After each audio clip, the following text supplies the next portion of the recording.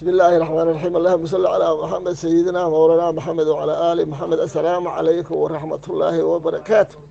والسلام يا أمة الصومالية بيلي شكتب خاصة أمة الرئيس صوماليان هيس با waxay oran jirtay nabari dabola dadka aan ka qarin jiray ay dani tirishe diirka aan ka qaade ma u tahay diyaar mise waaba daaya ay dilay jacaylku jawaabteeda waxay noqotay anigu badadaan ahay dabaaqayga caashiqa ka dareemay waayale aad iyo aad baan idin salaamaya marka hore assalaamu calaykum waraxmatullaahi wabarakaatu. mar labaad waa ismaaciil cali xasan oo ku magac dheer ismaaciil cali farlow kana mid ahaa halgamayaashii ururka SNM ku biiray 1984 bishii saddexaad 29 kaga biiray kaam liibaan uu taliye ka ahaa mustar ibraahim ismaaciil oo loo yaqaano ibraahim koodbur ilaahay naxariista jannaha siiyo isagiyo saaxiibadiisii la dhintayba iyo islaamkaba.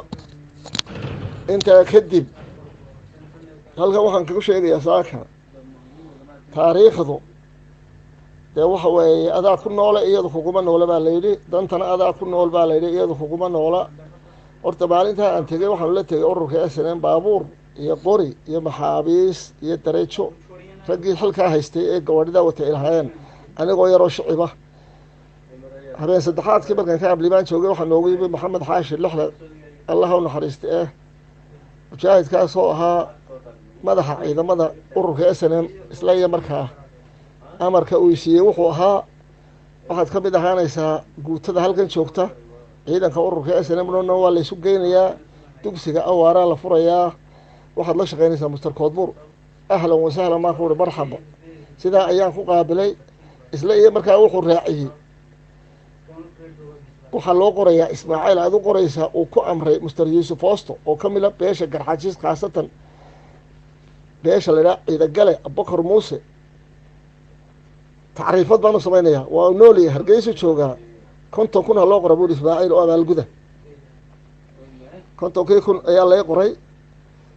isla iyo markaana qori faale baan sito wuxuu qorigana ha loo bedelo qori yaroo gaaban ha la siiyo horta kiina liima bedelno liima siinba 50 kunna sidii bay weli iiga maqan yihiin. xilligii guddoomiye waxaa ka ahaa ururka SNM General Koosar allah u naxariisto isagana waxa weeye waxaa la wareegay xilkii guddoomiyaha ururka SNM maxamuud axmed silaayo. isla iyo markaa waxaan tegnay ibraahim koodbur oo ah operation officer oo aan u wada gaari Land Cruiser aan kasoo qabanay Baledhiid iyadoo gaarigii aan markaa waday dib loo soo qabtay oo lagu soo qabtay meesha laga celiyo laguna dilay 3 nin oo beesha garxasis ka mid ah oo la oran jiray maxamed kaahin iyo nin loo soo barkimo oo gaariga wado ciidagale Yoonis ahaa iyo gacayte oo ahaa ciidagale garxasis bilaal reerka la yiraahdo allah ya raxma saddexdaaba dhowr iyo 50 habeen buu gaarigaas dalka joogay dib baa loo soo qabtay. allahumma salli ala muhammad kabacdi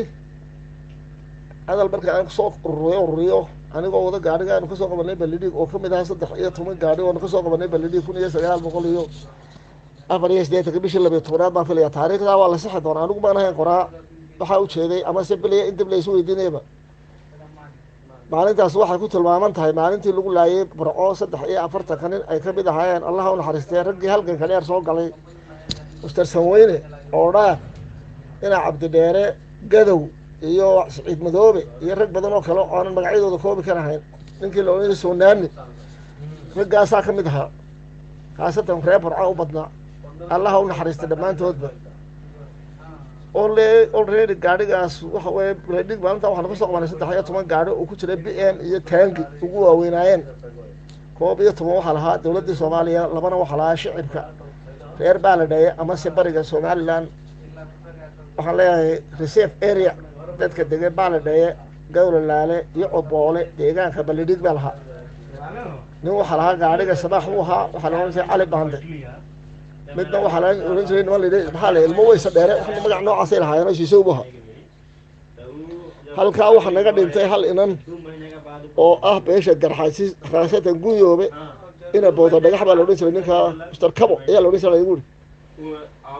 الله هون حريستو وحن نقول قال الدجال خاصة دح بامور وأميد أنو وذي مدنا واحد وذي على حسن إسماعيل على حبير نكى لو شيء وها بيش الجرحيس خاصة الجيوبي مدنا واحد وذي أوتو بيه عالم وها عرب صمنة الله هون حريستو midna anigu xaya baa waday saddexda baabuur waxa lahaa gaandhirgeygu wuxuu joogaa burco waxa la yiraahdaa gani cabdi cige waa habar jecla reer yuusuf wuxuu ka mid yahay dawladda hoose ee ragga ka shaqeeya ee bilayska ka ah ee magaalada burco lacala beenaala ku yaal isla iyo markaa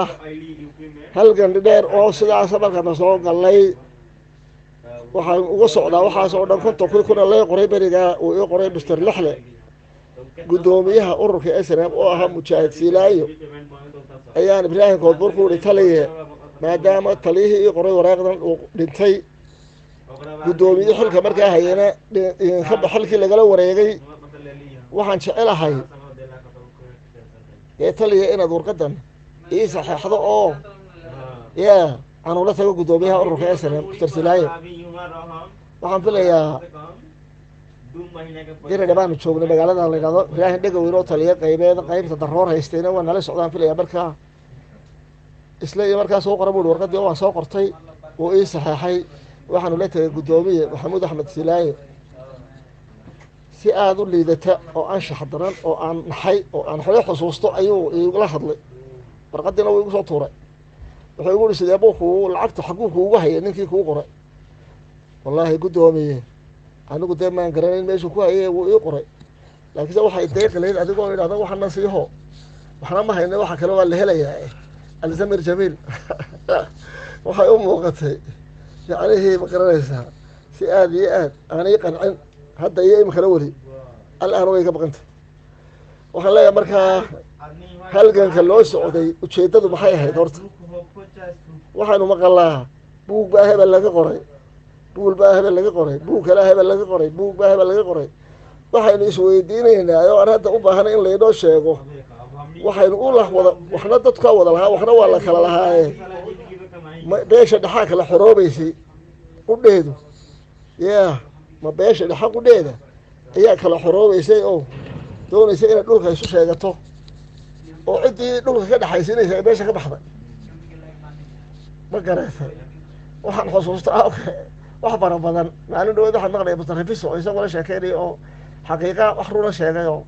dagaalkii burcadure ka sheekeynay oo goobjoog ka ahaa markaa waxaan leeyahay insha Allah bismillaah kariim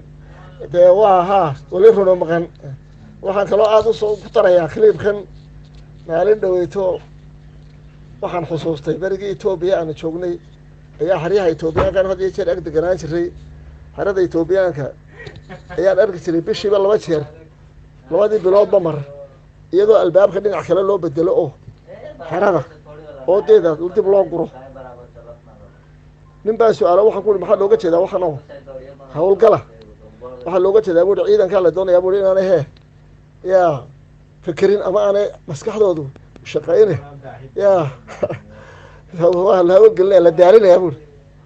waxa ila muuqatay ayaan dhow waxa dhacday gobolka Sool